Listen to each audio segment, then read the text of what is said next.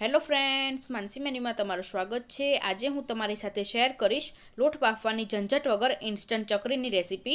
ચોખાના લોટની ચકરી લોટ બાફ્યા વિના ઇન્સ્ટન્ટ બની જાય છે અને ચોખાના લોટની ચકરી બહારથી ક્રિસ્પી અને ખાવામાં સોફ્ટ બનશે।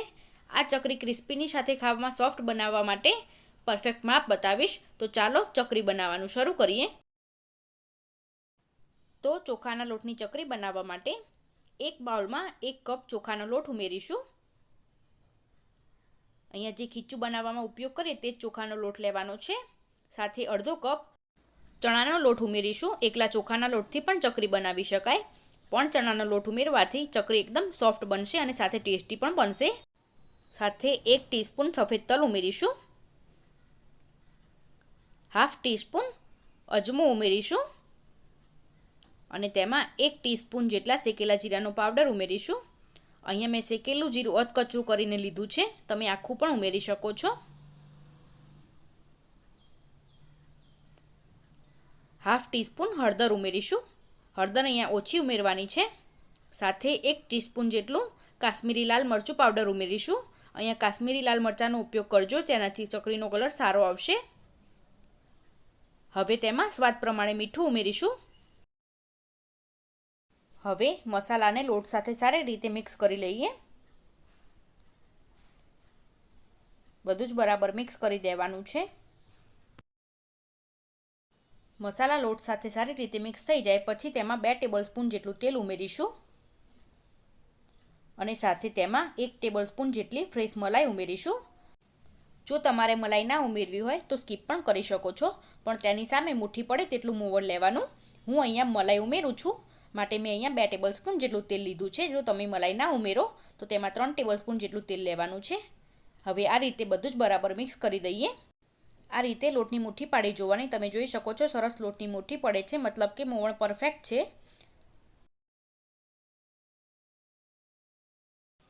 હવે તેમાં 1 કપ જેટલું પાણી ગરમ કરીને ઉમેરીશું। થોડું થોડું પાણી ઉમેરી સોફ્ટ લોટ બાંધીશું। થોડું થોડું પાણી ઉમેરી આ રીતે ચમચીની મદદથી મિક્સ કરવાનું છે, કારણ કે પાણી ગરમ છે, માટે પહેલાં આ રીતે ચમચીથી મિક્સ કરવાનું। ચોખાના લોટની ચકરીમાં આપણે લોટને બાફતા નથી, પણ લોટને ગરમ પાણીથી બાંધવાનો છે, એટલે ચકરી સરસ ક્રિસ્પી બનશે અને ખાવામાં સોફ્ટ બનશે। ચોખાનો લોટ ગરમ પાણી ઉમેરવાથી થોડો કૂક થઈ જતો હોય છે। હવે લોટને આ રીતે હાથથી મિક્સ કરીશું। તમે જોઈ શકો છો બધો જ લોટ સરસ એકસાથે મિક્સ થઈ જાય છે। આટલો લોટ બાંધવા માટે મેં 1/4 કપ પાણીનો ઉપયોગ કર્યો છે। આ રીતે સોફ્ટ લોટ બાંધવાનો છે અને મસળીને બાંધવાનો। તમે જોઈ શકો છો સરસ લોટ બંધાઈ ગયો છે। હવે લોટને ઢાંકીને 15 થી 20 મિનિટ માટે રેસ્ટ આપીશું।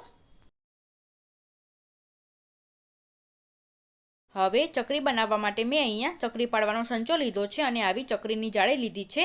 સ્ટાર શેપની જાળી લેવાની। હવે ચકરીની જાળીને સંચામાં મૂકીને બંનેને સારી રીતે તેલથી ગ્રીસ કરી લેશું।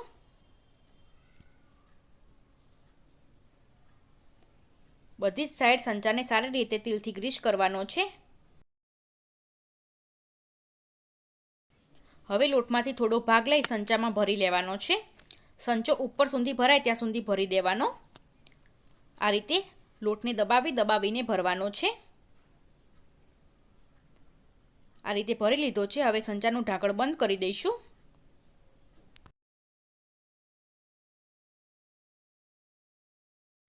હવે ચકરી પાડવા માટે મેં અહીંયા ચોપિંગ બોર્ડ લીધું છે, તમે પ્લાસ્ટિકની બેગનો પણ ઉપયોગ કરી શકો છો। હવે તેમાં સંચાનો ઉપરનો ભાગ ફેરવીને ગોળ શેપ આપવાનો છે આ રીતે, અને ચકરીના છેડાને પ્રેસ કરવાનો છે, જેથી ચકરી તળતી વખતે ખુલી ન જાય। ઘણા લોકોને પ્રોબ્લેમ થતો હોય છે કે ચકરી તળતી વખતે છૂટી પડી જાય છે, તો તેના માટે છેડાને પ્રેસ કરી દેવાનો છે। આ રીતે ચકરી બનાવી દેવાની। તમને આ રીતે ચકરી પાડતા ના ફાવતું હોય તો તમને બીજી રીત બતાવું છું। તો તેના માટે ચોપિંગ બોર્ડ પર થોડો લોટ લઈ લેવાનો છે અને આ રીતે ગોળ ગોળ ફેરવવાનું છે। આ રીતે સરળતાથી ચકરી બની જશે અને આ રીતે બધી જ ચકરી બનાવી લઉં છું।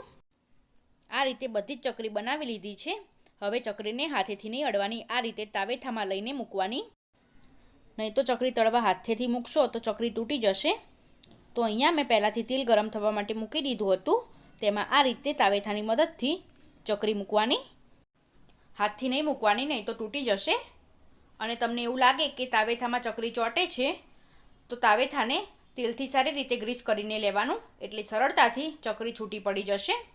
આ જ રીતે બધી જ ચકરીને તળવા માટે મૂકી દીધી છે અને ગેસની ફ્લેમ સ્લો ટુ મીડિયમ રાખવાની, એટલે ચકરી અંદર સુધી સારી રીતે ચડી જાય.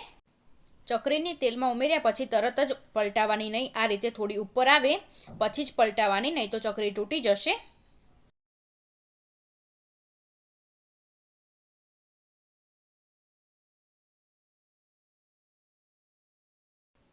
આ રીતે હળવા હાથે ચકરીને પલટાવવાની છે.